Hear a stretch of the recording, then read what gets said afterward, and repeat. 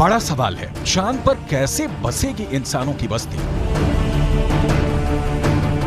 चांद पर बसे शहर का नजारा कैसा दिखेगा?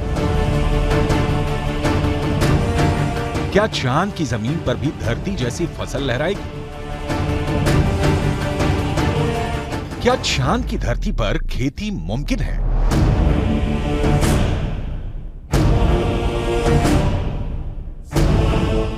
विज्ञान कहता है कि चांद पर अभी इंसानों के रहने लायक वातावरण नहीं है, लेकिन नासा का कहना है कि आने वाले वक्त में चंद्रमा की धरती को रहने लायक बनाया जा सकता है। लेकिन दावे के मुताबिक चांद पर बसने वाली बस्ती नहीं होगी सस्ती। अंतरिक्ष में चंद्रमा धरती का सबसे करीबी पड़ोसी पिंड है। पिछले 6 दशकों में इंसानों ने 100 से भी अधिक मून मिशन को अंजाम दिया है। सभी मिशन को कामयाबी नहीं मिली, लेकिन इन मिशन ने चांद को सबसे ज्यादा खोजा जाने वाला स्थान बना दिया और अब चंद्रमा पर जीवन की संभावनाओं की तलाश हो रही है।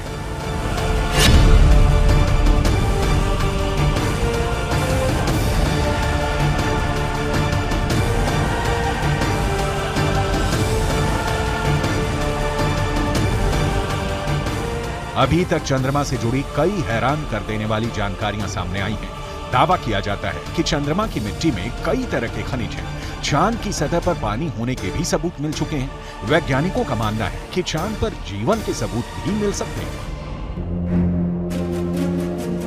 संभावना जताई जा रही है कि भविष्य में चंद्रमा पर मानव बस्ती बसाने का सपना पूरा हो सकता है, लेकिन ये काम इतना भी आसान नहीं है। चंद्रमा पर इंसान के कदम भले ही साल 1969 में पड़ गए हों,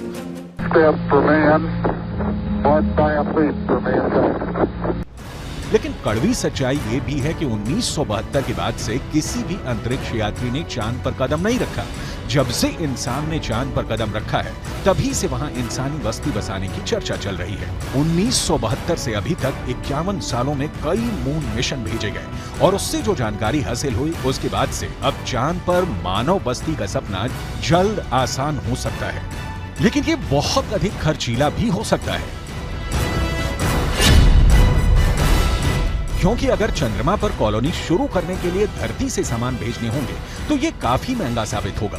एक अनुमान के मुताबिक सिर्फ 100 लोगों के लिए चांद पर जरूरी सामान भेजने के लिए करीब 1.25 लाख करोड़ रुपए का खर्च आएगा।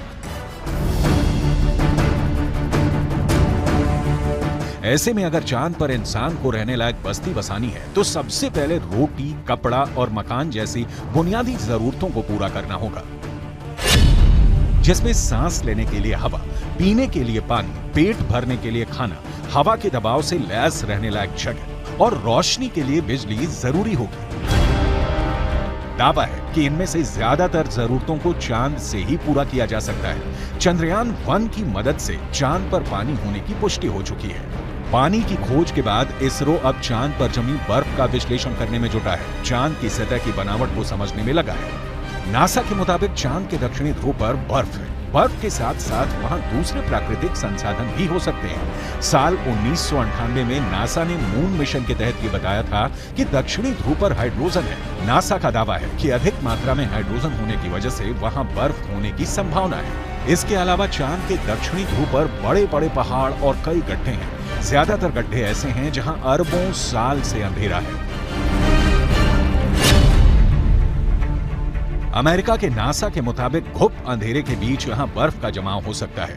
अंदाजा ये भी है कि चांद के दक्षिणी ध्रुव पर अरबों सालों से पानी बर्फ के रूप में जमा हो सकता है। अगर चंद्रयान 3 का लैंडर और रोअर चांद पर बर्फ की मौजूदगी की पुष्टि कर देते हैं तो वहां मानव बस्ती बसाने की संभावना और बढ़ जाएगी। हालांकि इससे पहले भी चंद्रमा की सतह पर पानी होने के संकेत मिले थे। चांद के छाया में रहने वाले हिस्से में पानी के होने के संकेत मिल चुके हैं।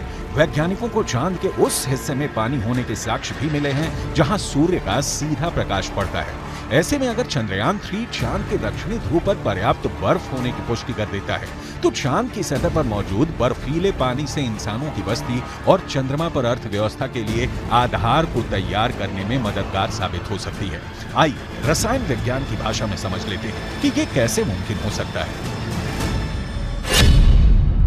रसायन विज्ञान में बर्फीले पानी का रासायनिक सूत्र होता है H2O।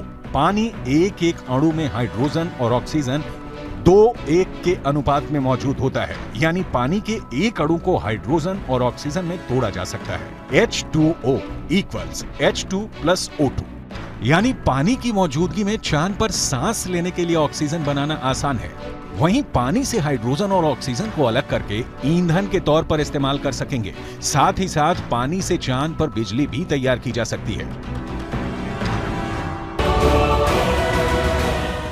साफ है, चांद पर मौजूद पानी कई समस्याओं का समाधान हो सकता है। पानी के इस्तेमाल से सिंचाई के लिए खेती का काम भी आसान किया जा सकता है, क्योंकि चांद पर इंसानों की बस्ती को लेकर रिसर्च कर रहे वैज्ञानिकों को तब बड़ी कामयाबी मिली थी जब चांद की मिट्टी में पौधे उगाए गए। अपोलो 11 मिशन के दौरान करीब 22 किलो सामान चंद्रमा से लाया गया था।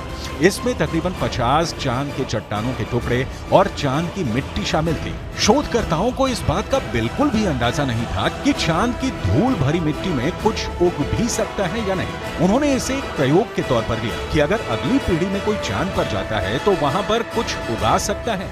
जो नतीजे सामने आए उसने वैज्ञानिकों को चौंका दिया। ऐसे में अगर चांद के दक्षिणी ध्रुव पर पर्याप्त मात्रा में पानी नहीं मिलता तो चांद पर बस्ती बसाने का सपना अधर में लटक सकता है।